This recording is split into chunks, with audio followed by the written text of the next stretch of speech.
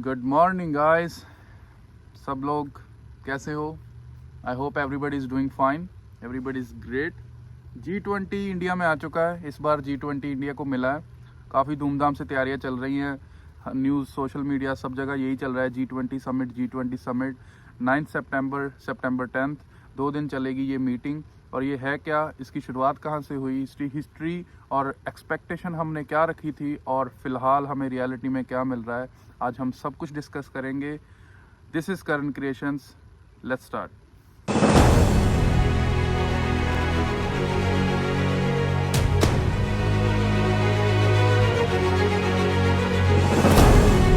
आज G20 के president के तौर पर भारत पूरी दुनिया का आह्वान करता है कि हम मिलकर ग्लोबल ट्रस्ट डेफिसिट को एक विश्वास, एक भरोसे में बदलें।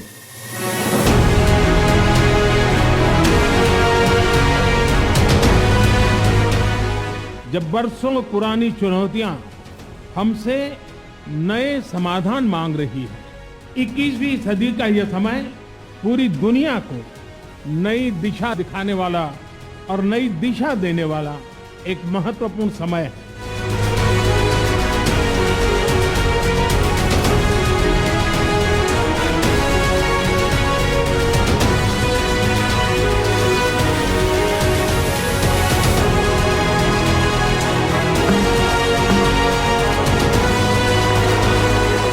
भारत की G20 प्रेसिडेंसी इंक्लूजन का, सबका साथ का प्रतीक बन गई है। भारत में ये पीपल्स G20 बन गया।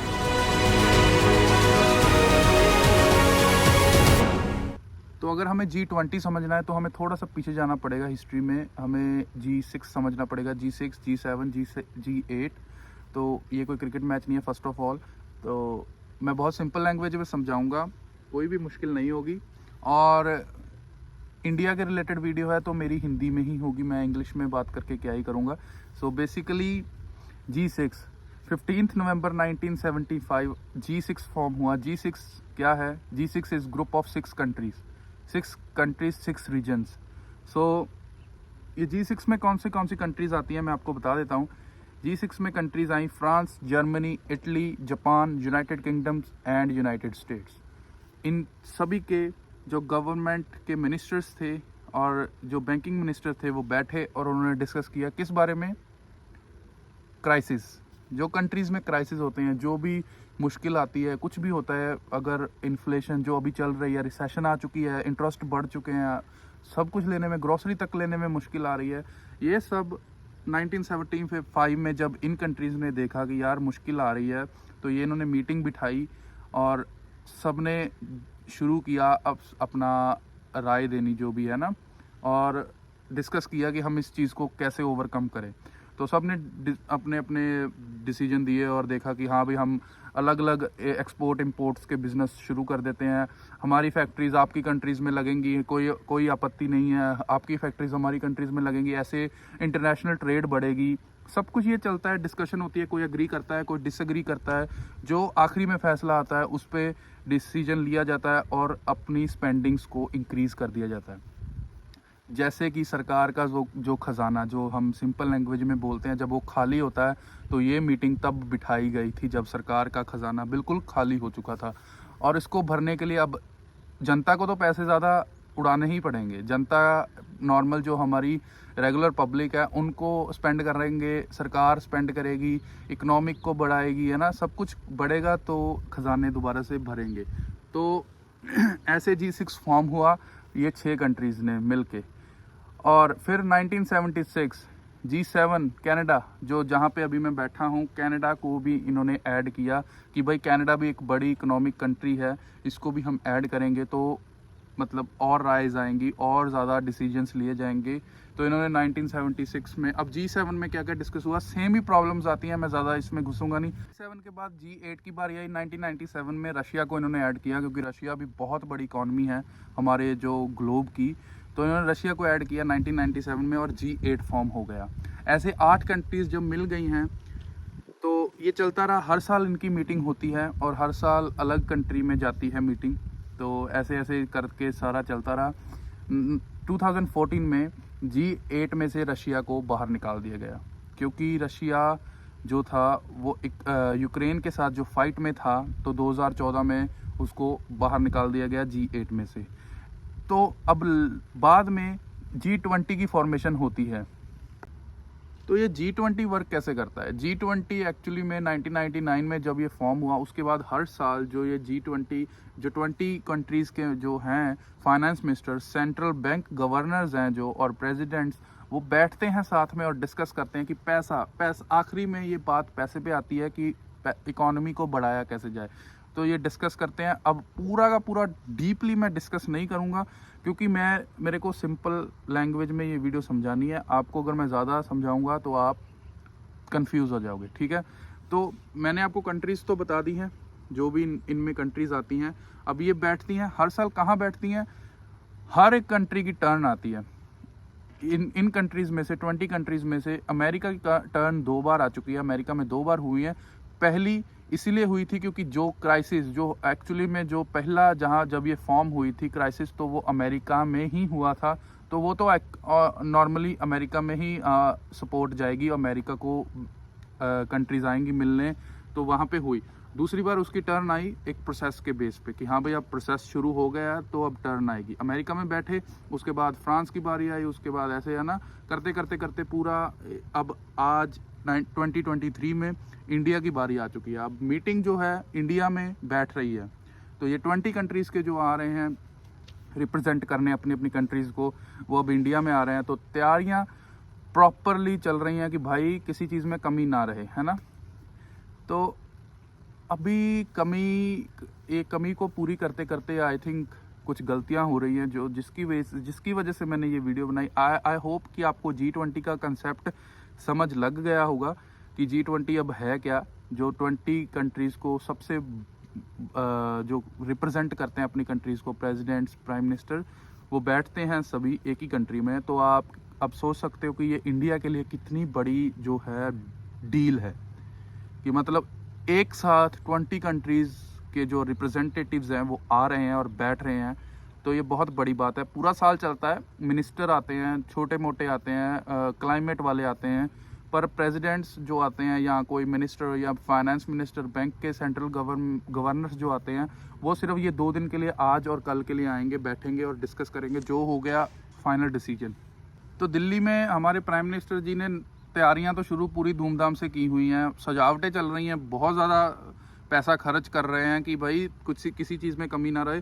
पर उसी जगह उसी एक अलग साइड को हम देखें, अगर डिफरेंट साइड को देखें, जो कि कमी न्यूज़ वाले दिखा रहे हैं, आई थिंक नियर टू 0% ही है, ज़्यादातर एक मोदी ही चल रहा है।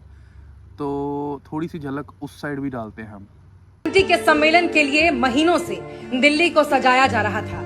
दीवारों पर रंग रोगन, फुटपाथ पर गमले और गरीबों के घरों के आगे पर्दा लगाया जा रहा था। और जहां पर्दे से काम नहीं बना, उनका आशियाना ही उजाड़ दिया गया, ताकि साहब विदेश में जो डंका बजने का दावा करते हैं उसकी हवा ना निकल जाए। दुनिया के सबसे शक्तिशाली लोगों को मोदी साहब का फर्जी विकास न नजर आ जाए। साहब का फरमान लिए पहुंची प्रशासन ने इनके घरों को उनकी आंखों के सामने मिट्टी में मिला दिया। उनके रहने की कोई व्यवस्था नहीं की गई। अब छोटे छोटे बच्चों के साथ पूरा परिवार दर दर भटक रहा है। और उधर मोदी जी दुनिया के सामने फर्जी वाहवाही लूट रहे हैं। सबका साथ कहकर सत्ता में तो आए और अब केवल अपना विकास और अपने मित्रों का विकास कर रहे हैं। इतनी बद्दुआ लेकर कहां जाएंगे साहब? कम से कम भगवान से तो खौफ खाइए। इनमें से बहुत से लोगों ने वोट देकर आपको प्रधानमंत्री की कुर्सी तक पहुंचाया है, लेकिन इनका कसूर सिर्फ इतना है ना कि ये गरीब हैं और इस देश के राजा को गरीब पसंद नहीं है। गरीबों को तो आप कीड़े मकोड़े समझते हैं। 2024 में इंसाफ होकर रहेगा। ये गरीब आपको माफ नहीं करेंगे Modi ji. In preparation for the G20 summit being held in Delhi this September 2023, it has been brought to our notice through various videos on social media platforms that the Municipal Corporation of Delhi and its administration has launched a massive illegal drive to pick up our community dogs from several areas across the city in a most cruel and arbitrary manner. Sadly, this is being done despite the fact that the notice once issued has been withdrawn. These dogs have been shifted to animal sterilization units without maintaining proper records as to the number of dogs being picked up and the details of the exact location of their pickup. As a result, dogs are sure to be lost as they will be released in unknown and new areas. Already a few mothers and pups have been separated and a blind dog from the airport remains untraceable. This negligence is not only a deliberate violation of the Honorable Supreme Court order, but also a violation of the Animal Welfare Board of India Guidelines 2023, which prohibits animal relocation. हम 25-30 साल से यहाँ पर रह रहे हैं और ऐसे अचानक हमारा घर तोड़ देगा तो हम कहाँ जाए? कुछ सुविधा नहीं, कुछ रहने का पता नहीं, कुछ आता नहीं। ऐसे हमारे घर से बेघर कर दिए रोड पर। उनको तो ऐसा सभी बात बोला तो जिंदा ही नहीं रह पाएंगे। हम गरीब का हाई लगेगी, बदोबा लगेगी। 20 के चक्कर में बोले खाली कर दो, सफाई करना है पूरा। तो सफाई करना है तो इसका मतलब ना गरीबों को हटा के सफाई करेंगे। गरीबों अगर गंदी लग रही तो अच्छा से कुछ बना दे, चादर पर्दा दे दे कुछ, तो गरीब नहीं दिखेंगे। हम तो सोचे थे कि बड़े बड़े लोग आएंगे, गरीब लोग को कुछ दे के जाएंगे। यहाँ तो उल्टा हो रहा, बड़े लोग आएंगे, हम लोग को जो है कबर पे बैठ के खाना खाएंगे, तो उल्टा हो रहा। G20 आएंगे तो यहाँ पे चादर लगा दे ना, चादर लगा दे, बढ़िया बढ़िया फूल लगा दे, साइड में चादर के आगे लगा दे।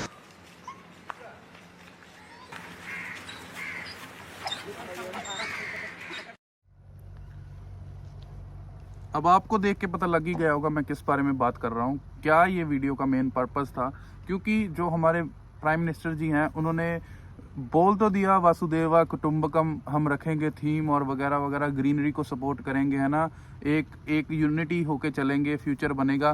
पर अगर हम देखें कि ये किसके लिए मीटिंग बिठाई गई है, मीटिंग बिठाई गई है हमारे इकोनॉमी को अप लाने के लिए। पर अगर उनको इकोनॉमी पहले से ही अप दिखेगी, आप सजावट कर रहे हो, आप प्रॉपर उसको लाइटें लगा रहे हो, दिखा रहे हो कि देखो इंडिया पहले से ही बहुत हाई लेवल पे है, तो क्या ही वो अग्री करेंगे कि भाई कुछ करना चाहिए इंडिया के लिए। आप गरीबों के घर उजाड़ रहे हो, उनको सड़क से हटा रहे हो, उनका सब कुछ बर्बाद कर रहे हो। सिर्फ 2 दिन के लिए उनको कहा जा रहा है कि अपनी झोपड़ी हटाओ। अगर हम देखा जाए एक स्लम एरिया जो है जहाँ पे उन्होंने पूरा अपना बसेरा डाला हुआ है, अपना जो भी है तरपैल बाला वगैरह, मेरे को नहीं पता हिंदी में इनको क्या बोलते हैं, पर उन्होंने जो भी डाला हुआ है वो उन्होंने अपना प्रॉपर सेटल किया हुआ है। अगर एक बंदा कैंपिंग के लिए जाता है, टेंट भी डालता है, टेंट में भी वो स्टोव वगैरह डाले, अगर उसको भी हटाना है तो ना उसको भी सोचना पड़ता है कि यार ये सामान मैं रखूँगा कहाँ पे। और जिन्होंने तो अपने पूरे घर बसाए हुए हैं, जिनके अभी बच्चे हैं, उनको आप बोल रहे हो कि हटाओ यहाँ से, साफ करो यहाँ से, तो ये बहुत मुश्किल वाली बात है। और ये उनका तो पूरी लाइफ तबाह रही है। वो सोच रहे हैं कि वो भी सेलिब्रेट कर रहे थे 5-6 दिन पहले, 5-6 दिन पहले नहीं, 1-2 महीने पहले वो भी सेलिब्रेट कर रहे थे कि हमारे इंडिया के लिए आएंगी अपॉर्चुनिटी, गरीबों का सोचा जाएगा।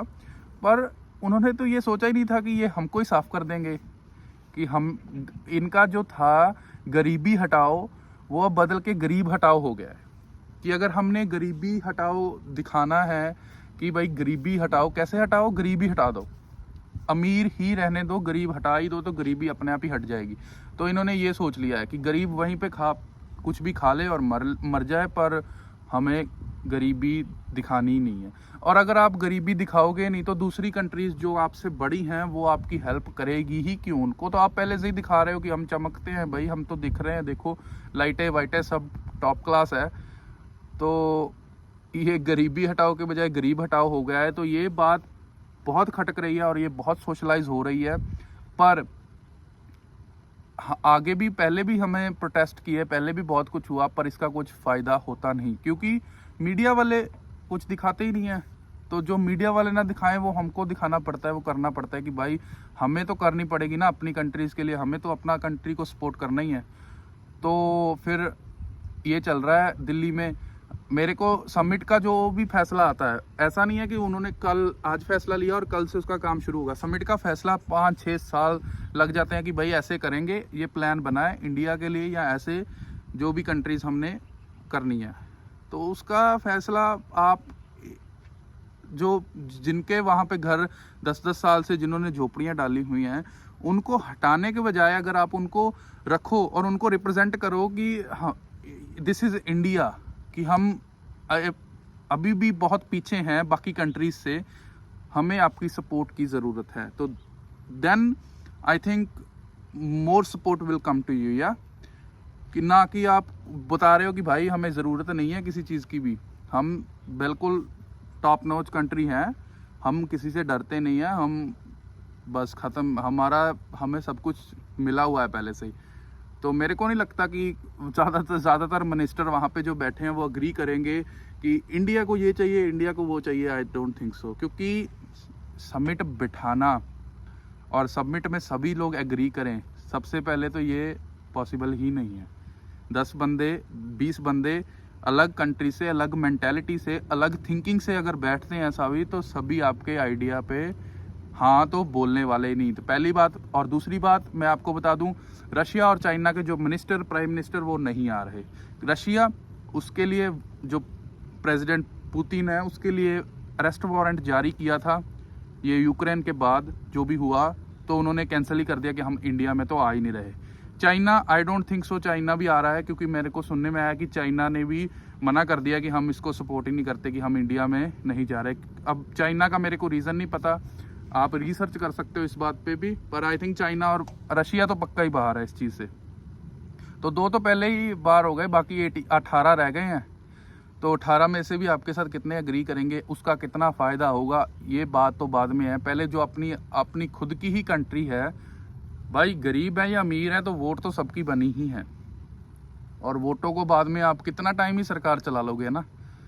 तो ये भी देखो कि गरीब के साथ ऐसा ना हो, गरीबों को साथ लेके चलोगे तो आपको सपोर्ट ज़्यादा मिलेगी। मेरे को तो यही लगता है। उन्होंने भी बहुत ज़्यादा अपने आप से एक तरह की होप रखी थी कि यार अब हमें हमारा कुछ हो जाएगा ना, हमारे बच्चों का कुछ हो जाएगा। इतने सारे प्रेसिडेंट आ रहे, एक प्रेसिडेंट आता है तो बहुत कुछ बदल जाता है, इतने सारे आ जाएंगे तो उनको क्या पता था कि उनका तो सब कुछ सफाई हो जाएगा वहाँ से ना।